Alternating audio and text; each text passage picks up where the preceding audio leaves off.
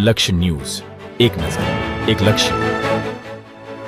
શ્રી લલ્લુભાઈ શેઠ આરોગ્ય મંદિરના આંખના વિભાગમાં એક અત્યંત જટિલ, રસપ્રદ અને અનોખું ઓપરેશન સફળતાપૂર્વક પાર પાડવામાં આવ્યું.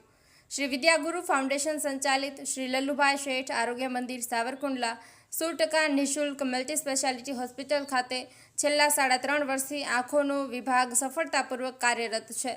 અહીં છેલ્લા 2 મહિનાથી doctor Mrigank Patel full time ophthalmologist doctor તરીકે પોતાની સેવા આપી રહ્યા છે. ડૉક્ટર મૃગાંક પટેલ કે જેઓ એક અનુભવી ઓપ્થાલ્મોલોજિસ્ટ છે અને ઘણા સમયથી બધા જટિલ ઓપરેશન ખૂબ જ સરળતાપૂર્વક કરી ચૂક્યા છે. અહીં જટિલ મોતિયો, વેલ તથા આંખમાં છારી બાજુ જવાના ઓપરેશન નિયમિત કરવામાં આવે છે. આ વિભાગમાં તાજેતરમાં જ એક રસપ્રદ કેસ આવ્યો કે જેમાં 8 વર્ષના એક બાળકની આંખની પાપણમાં ખૂબ જ દુખતું હતું, ખૂબ ખંજવાળ આવતી હતી અને આંખ લાલચૂળ થયેલી હતી, જેના લીધે બાળકને ખૂબ જ મુશ્કેલી થતી હતી. ડૉક્ટર મૃગાંક પટેલ દ્વારા બાળકની આંખની ઝીણવટપૂર્વક તપાસ કરતાં જાણવા મળ્યું કે બાળકની આંખની પાપણમાં જંતુ છે અને એ પણ 1-2 નહીં, ઘણી બધી સંખ્યામાં, જે માટે ઓપરેશન ઇન્જેક્શનથી કરવું પડે છે. પરંતુ સાહેબે આ ઓપરેશન ઇન્જેક્શન વિના ટીપા નાખીને અતિ આધુનિક મશીન દ્વારા કર્યું હતું.